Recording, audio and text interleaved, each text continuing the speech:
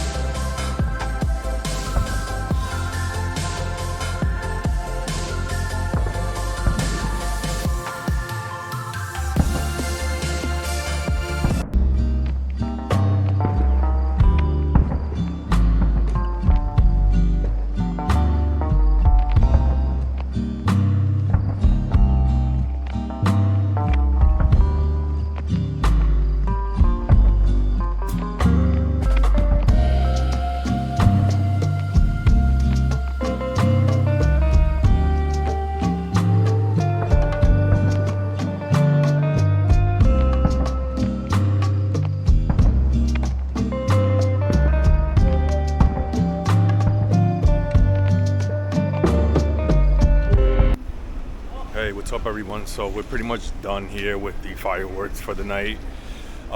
It's been 10 years actually since the fireworks were hosted here on the Hudson River side. So got lucky this year and got to see it. It's starting to rain now. So heading home. Only like 4 blocks. So I'll catch you guys on the next time.